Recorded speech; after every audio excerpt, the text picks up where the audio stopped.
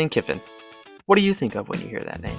Do you think of the youngest coach in NFL history only lasting a year and going down in flames? Or do you think of Tennessee fans rioting outside on the streets, burning shirts? What do you think of a man at a tarmac, at an airport, receiving the phone call that he's fired, that he won't even be able to go on the bus home? What do you think of the mastermind behind Alabama's Saban years? Or maybe you think of a Group of Five legend.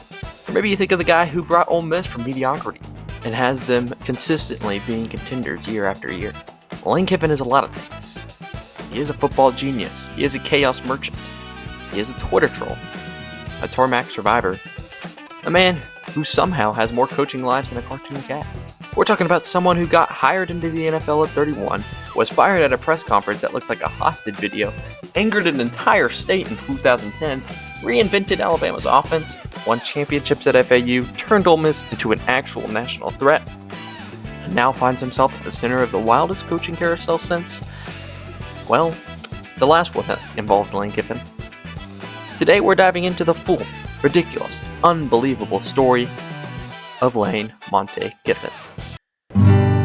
Under the lights, most Saturday nights, it's Random SEC. Lane Kiffin, the man, the meme, the mayhem. What's up, everybody, ladies and gentlemen, boys and girls, and today you are listening to Random SEC. Make sure to like, comment, and subscribe, and say what you like about this video and what I should do for the next one. Chapter 1, Born into Football. Lane Monte Kiffin was born in Lincoln, Nebraska in 1975, which is already suspicious because nobody is born in Nebraska. You just sort of appear there one day. His dad, Monte Kiffin, defensive coordinator, NFL legend, inventor of the Tampa 2 defense, and a man who probably diagrammed plays on Lane's lunchbox. Some parents read bedtime stories. Lane grew up hearing about gap integrity.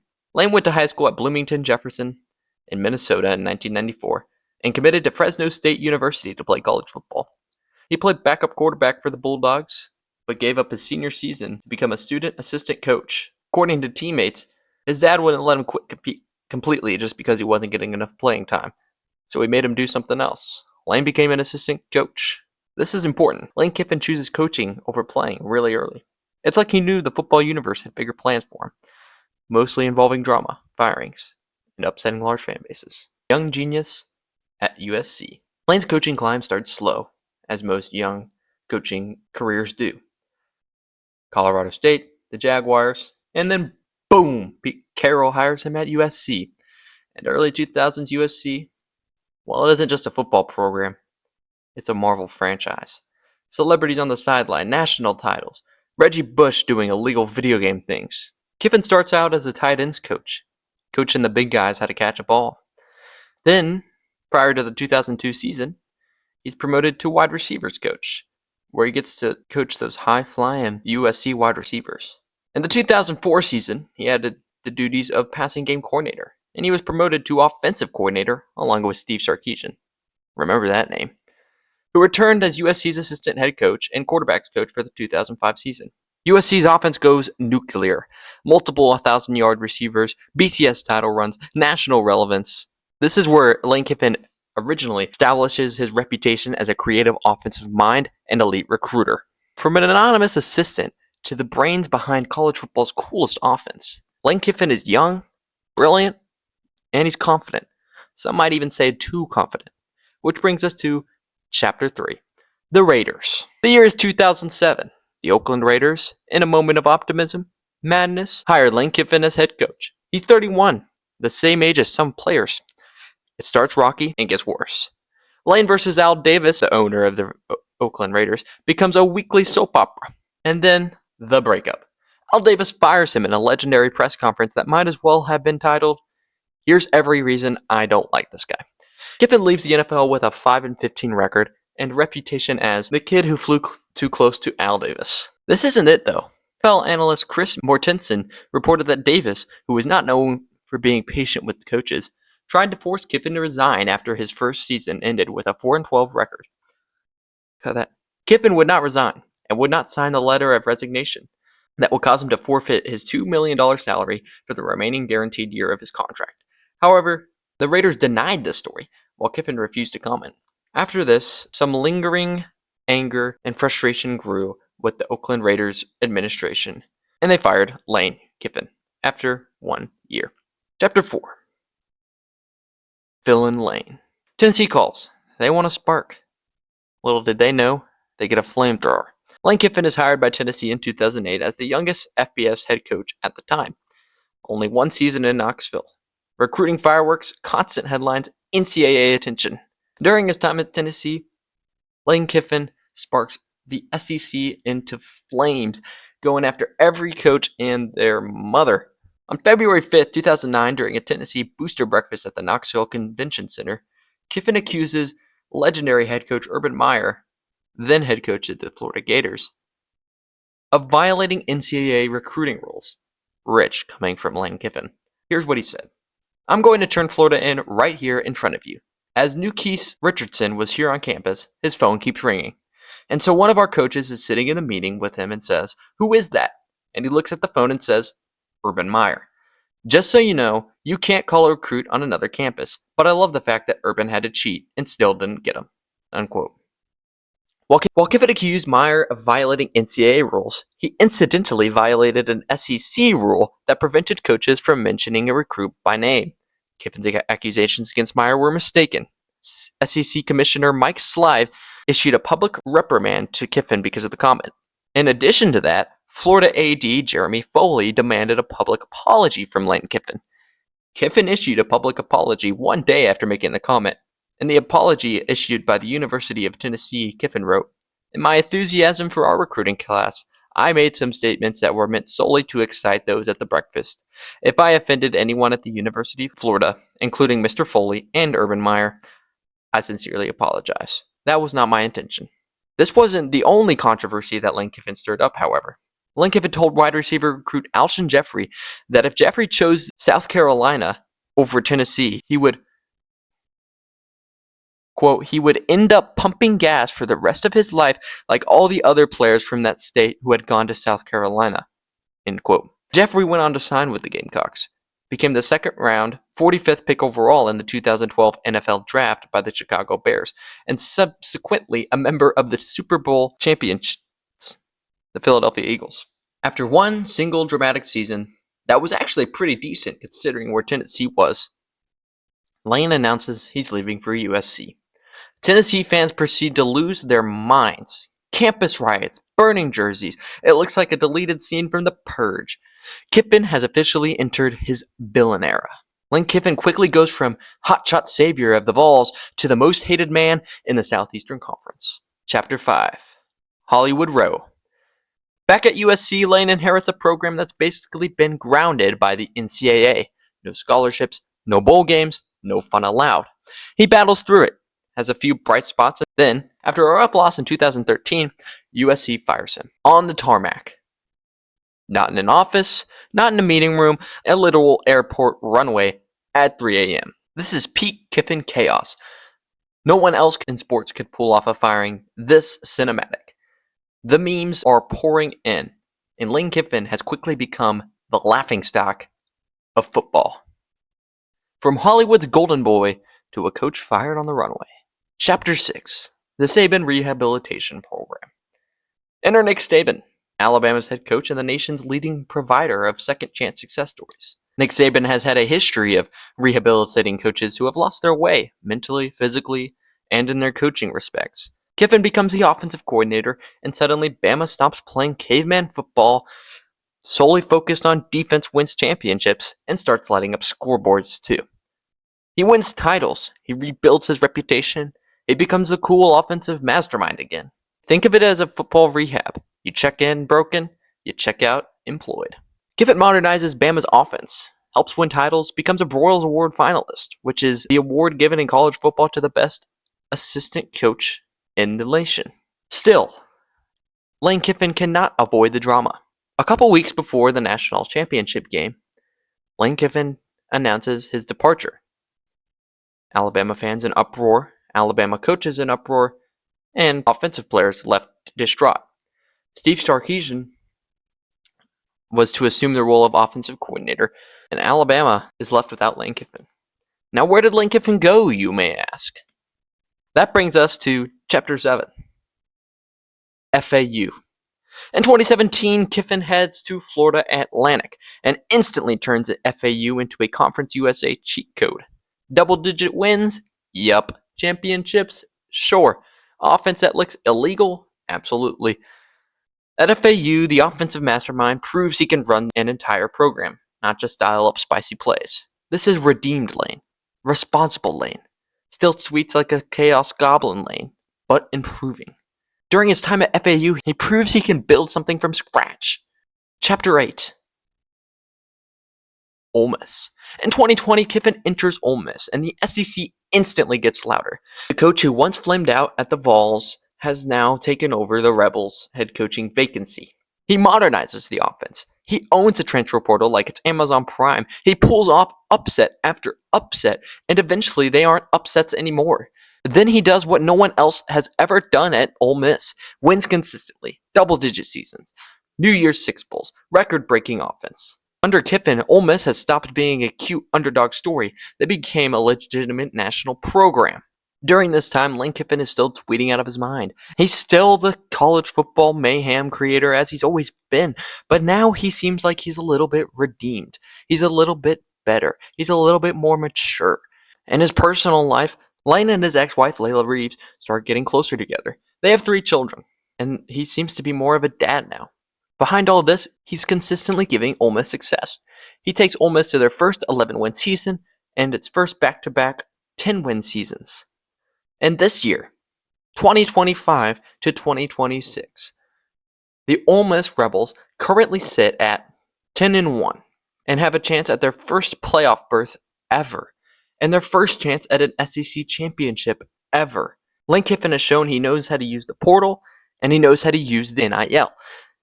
He has proven to be one of the best coaches in this new era of college football. So, what do you think that means? One notable game in 2021, Ole Miss took on Tennessee in Knoxville. This game was absolutely nuts. Ole Miss comes out with the win, but there was nothing short of absolute chaos. Vols fans throwing everything you can think of at Lane Kiffin. It was utter chaos. Lane Kiffin even has a famous photo that is now his Instagram and Twitter profile picture of him holding a golf ball that was thrown at his head from the stands. This is how wild the Tennessee fan base is, and this is how much Lane Kiffin has hurt them. Lane Kiffin causes so much chaos in the SEC, and he continues to do so to this day. Chapter 9. The man behind the memes. Here's the thing. Behind the Twitter trolling, the visor throws, and the Joey Freshwater memes, something real changes. Kiffin opens up about sobriety. Over 3 years, alcohol-free. He talks more about family. He honors his father, Monte, who passed in 2024. He genuinely feels at home in Oxford. No drama, no scandals, just winning. Now, he still is a Twitter phenomenon and trolls, and he's still a wild card, but as far as his ethics go, he looks like a better person. It's almost like Lane Kiffin turned into a fully functioning adult, which of course means the universe had to intervene. Today, Ole Miss is 10-1, as stated earlier. They're in the college football playoff hunt. The team loves him. The fans worship him. So naturally, Florida and LSU decide now is the time to try to steal him. Florida fans literally showed up wearing Please Lane shirts to the game against Ole Miss in the second weekend of November. Florida fans Got it. LSU reportedly flew in members of his family. This is peak coaching carousel thirst. And Kiffin, he won't say a word. He sits behind cryptic tweets and reposts and makes the fans decipher what he really wants. And today, November 21st, Keith Carter, athletic director at Ole Miss, states that there will be an announcement after the Egg Bowl, which is different from previously stated reports that Lane Kiffin had to choose what he was doing before the Egg Bowl. Here's the thing though, Lane Kiffin is in Oxford right now. If he leaves, he will have to leave before the college football playoffs, which the Rebels are inevitably in. A 2-loss team is at worst what they will be. And that gets you in the playoffs. So Lane Kiffin, if he leaves to LSU or Florida, will forfeit his chance at bringing his team to a college football playoff run and a national championship playoff run. This is genuinely one of the craziest coaching searches I've ever seen. And I've seen a lot of crazy ones. Lane Kiffin has 3 programs vying for him. But the craziest part is that the team he currently is coaching for, he won't say that he's staying. Now, Ole Miss fans say he does this all the time. He does. It's every other year. You gotta get tired of it. And I think Ole Miss fans are tired of it. But here's the thing. If he was gonna stay, why doesn't he just say it? Why doesn't he just throw the drama out the window and continue to make his team better and focus on the playoffs and the Egg Bowl coming up? No, he doesn't do that. He goes on these interviews with Pat McAfee, with everything. He goes on Twitter, and it looks like he's staying at Ole Miss. But if he was really staying at Ole Miss, why doesn't he just announce it? There is nothing to be gained from holding out. My theory is he loves the drama, as he has his whole career. He loves the spotlight, and all power to him. If that's the kind of guy you are, great. But how long is the spotlight worth it? Because the longer you wait to either announce that you are extending with Ole Miss and staying longer, the less your team trusts in you. So if you are staying, then your team needs to probably know that. I mean, imagine being a player for Ole Miss right now. You have no idea if your head coach is even still your coach. Is that not just bonkers to you? And the longer he waits to go to either LSU or Florida, the less time he has to recruit, to go in the transfer portal, to do all the necessary things that a new coach has to do. So when does wanting the spotlight become not worth it for Lane Kiffin? I know he wants to make the right decision, and I truly think he's conflicted about it. I think Ole Miss is a great job. I think LSU is a great job. I think Florida is a great job. If I was Lane Kiffin, though, I would stay at Ole Miss because you have stability there for your family, for you. Ole Miss has a great position. This isn't pre-NIL era where they're lacking in resources. They have all the NIL in the world. They will continue to write you blank check after blank check to go spend on whoever you want, and they will say yes to you because they want to keep you. Now, you will have a lot of resources at both LSU and Florida, but to the extent that you have at Ole Miss, to where they have no limits to how much they will give you, because they cannot afford to upset you, because they cannot afford to have you leave.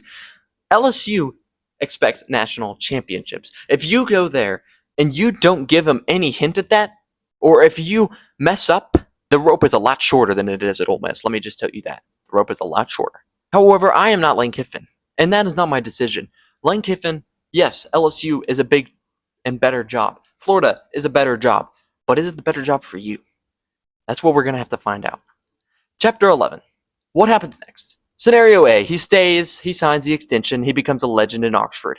He's got money, control, and the best run in program history. Oxford is peaceful. He can control and comfort. As I said, the expectations aren't too high, so he can keep doing what he's doing, and even a little bit worse, and be fine.